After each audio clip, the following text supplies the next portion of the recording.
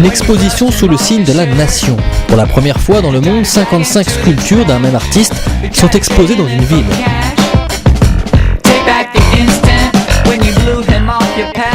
Quelques heures plus tôt, Laurence Genkel et son équipe envahissent la Croisette et les rues de Cannes.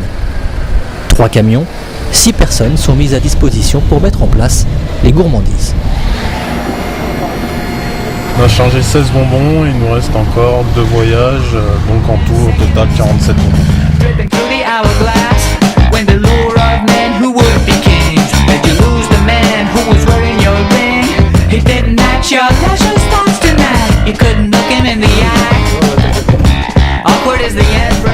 Jamais très loin, Laurence Genkel s'implique, dirige. L'artiste règle tout au millimètre. Voilà, pour le français et l'américain, c'est bon. C'est primordial de surveiller chaque étape. J'ai déjà été à la fabrication à chaque étape, donc il est normal que je sois aussi pour l'installation, puisque ça a été un parcours qui a été décidé depuis fort longtemps. Tout a été vraiment orchestré et voilà, il faut vraiment que chaque pièce soit aux endroits précis, prévus. Qu'il y ait les bons sacs pour lester les socles. Et après, voilà, positionner les bonbons de façon à ce que tout soit en place, tout soit en ordre.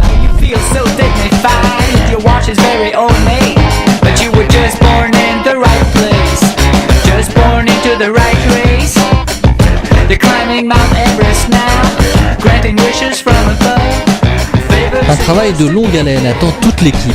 Les 3 camions contiennent 16 bonbons enrobés délicatement avec autant de socles en aluminium. Chaque socle contient 250 kg de sable permettant de stabiliser les sculptures. L'équipe remonte progressivement la croisette. Laurence suit de près l'installation et quand il faut, n'hésite pas à donner son avis. Voilà, là c'est bon. Ouais. Parfait. Ouais, là c'était parfait. Super. On les pose à côté. Et il y a déjà le sable dedans ? Non, l'équipe vient de terminer son premier déchargement. La soirée ne fait que commencer.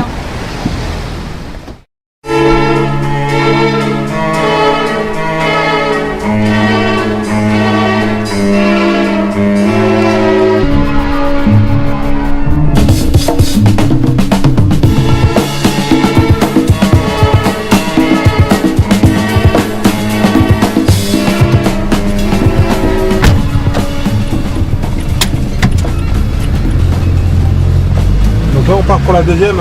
Non, on va faire deuxième tour ouais, pour charger. Deuxième chargement. C'est quoi le plus compliqué dans ce boulot Bah surtout l'emballage et faire attention au chargement, tu vois, pour pas que les sculptures se touchent, pour pas que ça frotte. Pas abîmer les sculptures. Voilà, c'est le but du jeu si on peut dire ça comme ça. Il est 23h, retour à l'atelier pour le second chargement. Imprévu de dernière minute, il manque des clavettes. Les clavettes permettent de fixer les bonbons au socle. Même en tenue de soirée, Laurence n'hésite pas à mettre la main à la pâte. Il nous manquait ça pour les socles, pour que ce soit vraiment bien fixé.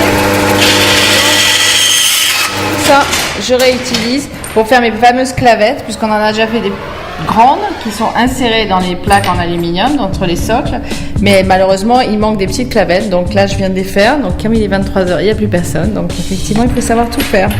Donc les clavettes sont prêtes, celles-ci on va les rajouter. Après avoir chargé les 55 bonbons, plus de 13 000 kg de sable, l'équipe terminera tard, très tard dans la nuit, fatiguée mais satisfait du résultat accompli.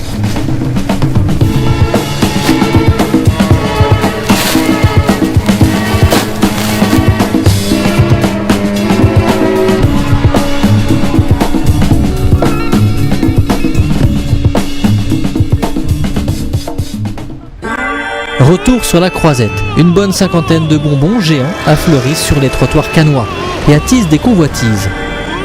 Ces gourmandises fraîches, gaies et colorées servent aussi à la pose photo. Ils suscitent de nombreuses réactions. Je l'ai découvert par un article dans un autre journal qui a annoncé que ces bonbons allaient être exposés ici à Cannes. Et nous sommes venus il y a 2 jours à Cannes et nous les avons découverts et puis nous avons vu un autre article la concernant et on adore ce qu'elle fait. Je trouve que c'est magnifique. Je trouve que ça égaye un peu et ça donne envie de manger du bonbon. Quand on les regarde, ils scintillent en fait. C'est joli les couleurs aussi. Ils sont hauts. Hein. Quelques jours plus tard, cap sur l'hôtel de ville où l'exposition a été désirée. Depuis une semaine que ces sculptures sont sur le domaine public de la ville, les quelques jours d'exposition ont apporté la démonstration que cette exposition est d'ores et déjà une réussite. Les retours qu'on en a du public, lorsqu'on s'approche, lorsqu'on regarde, cette façon qu'ont les gens de s'en approcher de façon un petit peu incertaine, indécise, interrogative, en disant tiens qu'est-ce que c'est, quel est ce pays, les photographies qui sont prises, le public, on ne va pas dire le cliché du groupe de Japonais, mais enfin j'étais sur la Croisette il y a quelques jours et j'ai vu un groupe de Japonais s'arrêter et puis prendre les bonbons, chacun son tour, faisant la photo devant le bonbon. Voilà. Donc ce retour-là, il est réel, il est certain. Et je pense qu'aujourd'hui, on va avoir ça multiplié par autant de jours que va durer l'exposition. Cannes, une ville qui compte beaucoup pour Laurence Jenkel, exposer ici devenait une priorité. J'avais depuis longtemps un projet d'exposition à Cannes, projet d'ailleurs que je souhaite décliner dans d'autres villes, mais il semblait normal de pouvoir le démarrer avec Cannes, qui est donc ma ville, pas vraiment ville natale, mais la ville adoptive dans laquelle je vis depuis de nombreuses années. Et Cannes me semblait la ville de choix par excellence, puisque c'est une ville internationale, c'est là où j'ai vécu, c'est là où j'ai travaillé, et j'ai beaucoup d'affection pour cette ville que j'adore. Après plus de 18 mois de labeur, Laurence peut être fière du travail accompli. C'est vrai qu'il y a 1 an et demi de travail, donc de gros travail, puisque c'est pas seulement la préparation des sculptures, mais c'est aussi toute la logistique, que chaque emplacement soit sélectionné, vu, de faire donc la sculpture elle-même avec la réalisation d'une sculpture type, donc une sculpture en mousse polyuréthane que j'ai sculptée dans la masse, et à partir de cette sculpture, j'ai donc réalisé un moule en silicone.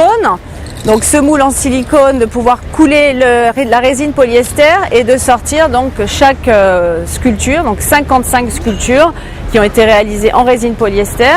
Et une fois réalisées ces sculptures, bien évidemment, il faut les travailler. Suivra l'étape du ponçage, du polissage avant de pouvoir les peindre. Au total, 55 sculptures customisées aux couleurs des pays présents pour le G20, les pays invités et ceux de l'Union européenne. Les gens souvent disent oui des bonbons, mais les bonbons c'est pas du tout de la décoration, c'est une véritable œuvre d'art qui est aujourd'hui cotée sur les marchés internationaux puisque j'expose dans 25 pays dans le monde et c'est vrai que ces sculptures demandent un énorme travail. Au prime abord on voit une belle forme, une sculpture, un bonbon, mais quand on regarde de plus près, c'est vrai que moi j'y mets réellement mes tripes, ce sont comme mes enfants, c'est mes bonbons et j'en suis très fière bien évidemment. Je les travaille avec amour et passion. Ces bonbons sont exposés sur des socles en aluminium patinés à la brosse par l'artiste. Ils ont été pensés et conçus afin de mettre en avant la sculpture, des socles ludiques.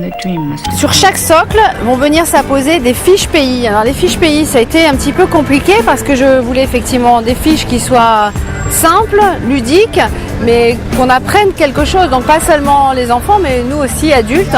Donc j'ai fait des fiches avec les populations, la démographie, superficie, toutes les informations relatives aux différents pays, le président de chaque nation et puis un petit descriptif sur le pays avec des caractéristiques plutôt culturelles, donc traduit bien évidemment français et anglais.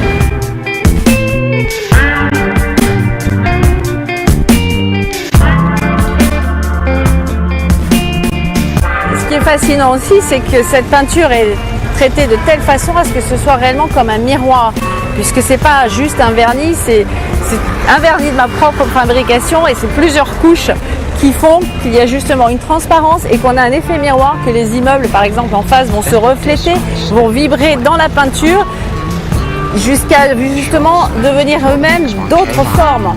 She suddenly came with a burst of singing. Le bonbon est un individu, une histoire personnelle et une mémoire collective.